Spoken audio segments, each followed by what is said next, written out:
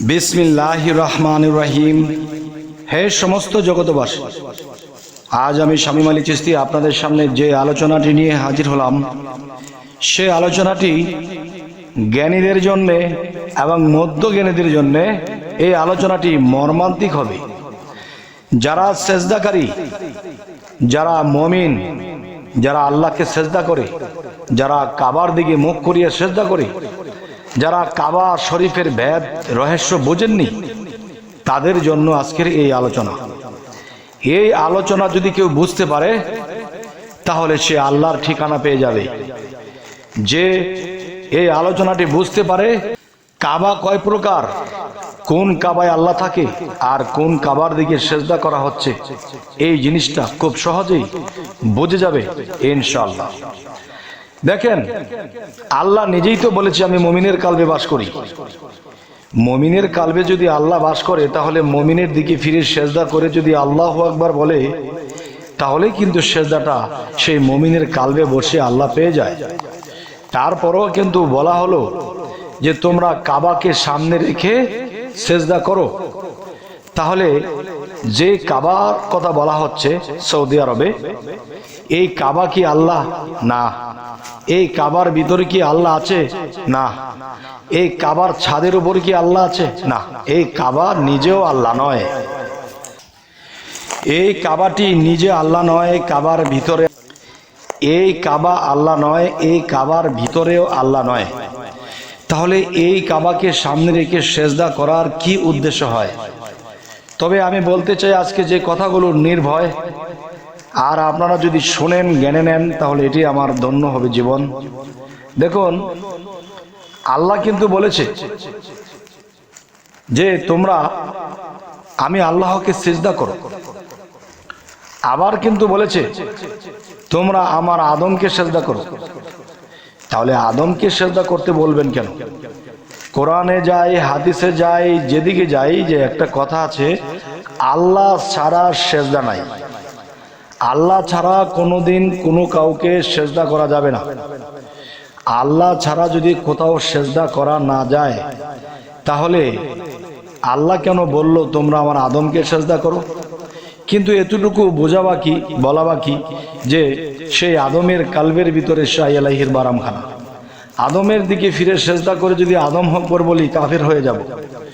যদি আদমের দিকে সেজদা করে যদি আমি বলি যে নবী হকবর, আদম হকবর, মানুষ হকবর, তখনই কিন্তু আমরা শিরককারী হয়ে যাব, কাফের হয়ে যাব। তাহলে আমাদের কি বলতে হবে? আল্লাহু আকবার। তাহলে আদমের কালবে বসে আল্লাহ এই সেজদা নিয়ে গেল।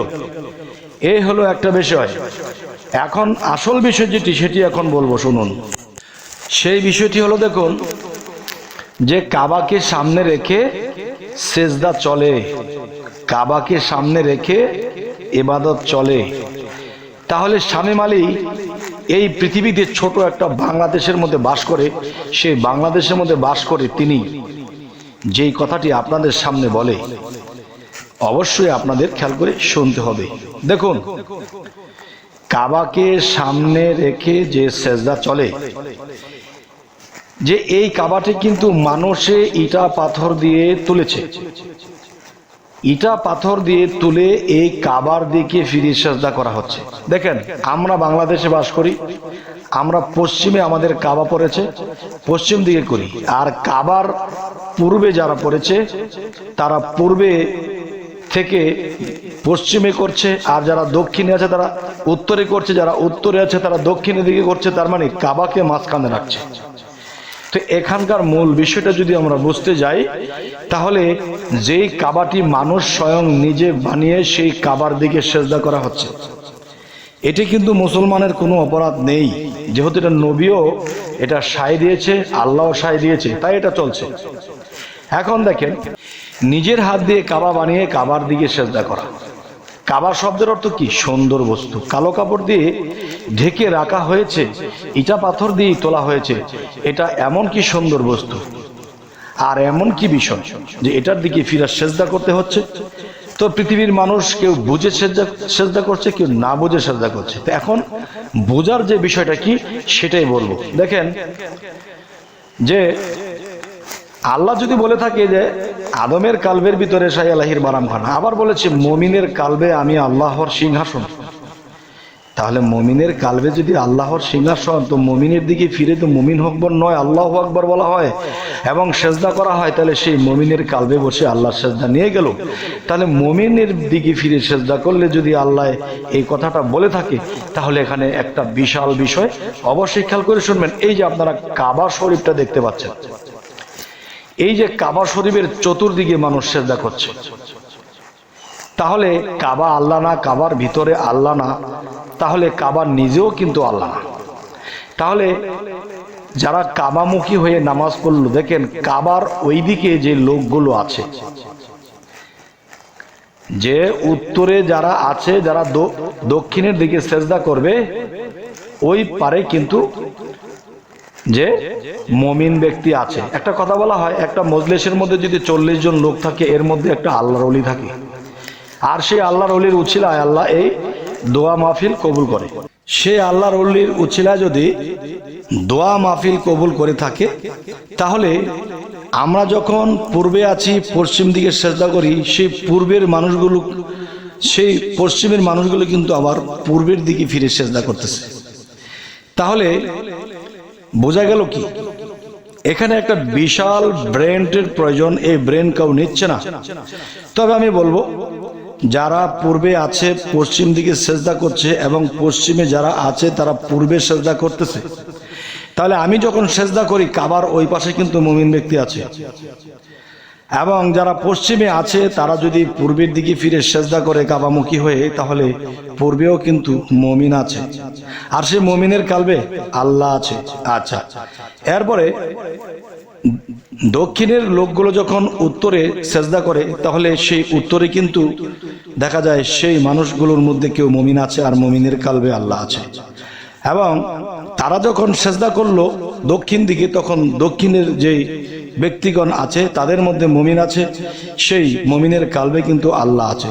তাহলে কালবে বসেই কিন্তু আল্লাহ নিজের অগোচরে, নিজের জ্ঞানের অগোচর থেকে আল্লাহ সেই সেজদাগুলো নিচ্ছে। যদি না নিত এই সেজদাগুলো, তাহলে পৃথিবীর সমস্ত মুমিনের ইবাদত বরবাদ, সমস্ত মুসল্লিগণের ইবাদত বরবাদ হয়ে যেত, দুনিয়া কিয়ামত হয়ে যেত।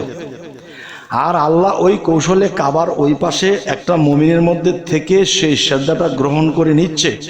আর যদি না নিত, তাহলে সমস্ত কিছু বরবাদ হয়ে যেত, পৃথিবী ধ্বংস হয়ে যেত। তবে হে সমস্ত জগতবাসী,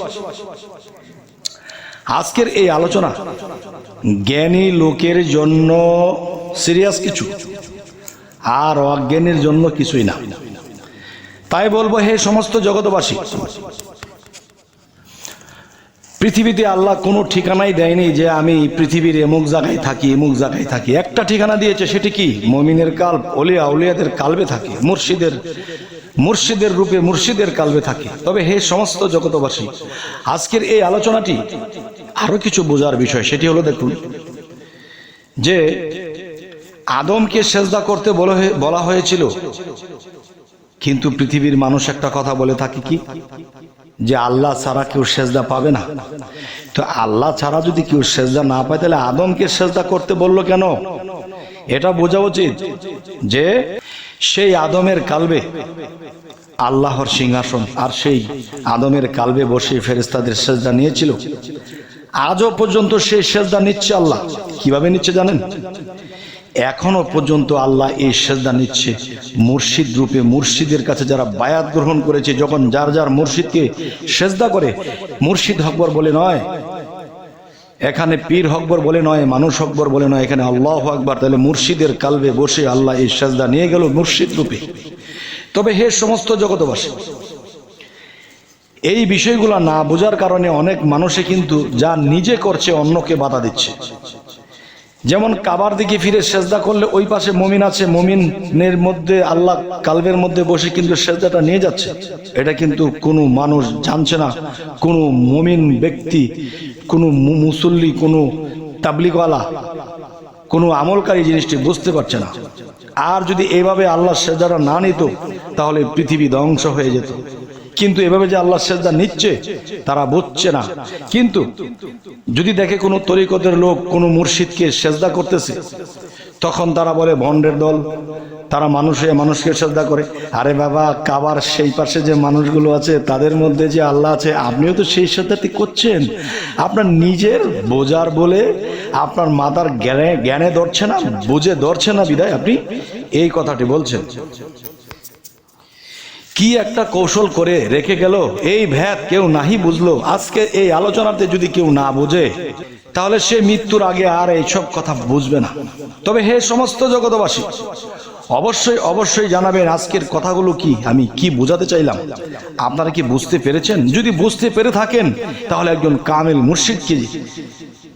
কামেল মুর্শিদের কাছে যে বায়াত গ্রহণ করে তাকে যত পারেন কদমমুচি করেন, আর যত পারেন সেজদা করেন। আর সেজদা কি বলে করবেন? আল্লাহু আকবার, আল্লাহু আকবার। তাহলে সেই মুর্শিদের কালবে বসে আল্লাহ এই সেজদা নিয়ে যাবে, ধন্য হবেন আপনি। আরো একটা প্রমাণ আমি দিচ্ছি, সূরা ইউসুফ আয়াত 100। এই কোরআনের লেখাগুলো কার? আল্লাহর কথা। আচ্ছা, যদি বলে না রাসূলের কথা, হ্যাঁ রাসূল আল্লাহ, রাসূলের সাথে আল্লাহ এক, আল্লাহর সাথে রাসূল এক। হে জগৎবাসী, অবশ্যই এই কথাগুলো বুঝে নিতে হবে এবং খুঁজে নিতে হবে। সেই সূরা ইউসুফের 100 নম্বর আয়াতের মধ্যে কি বলা হয়েছে? আল্লাহ বলতেছে, হে দেখো তোমরা, আমার ইউসুফ তার পিতা মাতাকে উচ্চ আসনে বসিয়ে সে সেজদায় লুটিয়ে পড়েছে, কিন্তু আল্লাহ সন্তুষ্ট হয়েছে। আর সে পিতা মাতার মধ্যে কে ছিল? আল্লাহই ছিল। আর সে পিতামাতার দিকে ফিরে যখন সেজদা করেছে, সে সেজদাটা আল্লাহই নিয়েছে। যার ফলে আল্লাহ বলেছে, দেখো ইউসুফ তার পিতামাতাকে উচ্চ আসনে বসিয়ে সেজদা করিল, তাহলে সে সেজদা আল্লাহই নিয়ে গেল। আমি আজকে আপনাদের সামনে যে আলোচনাটি করেছি, যদি আপনাদের ভালো লাগে তাহলে আমাকে জানাবেন, যদি খারাপ লাগে তবু জানাবেন, এবং সামনে কি ধরনের আলোচনা চাইছেন তবু জানাবেন। আমাদের চ্যানেলটি অবশ্যই আপনাদের সাথী করে নেবেন, সাবস্ক্রাইব করে নেবেন। সকলে ভালো থাকবেন। আল্লাহ হাফিজ।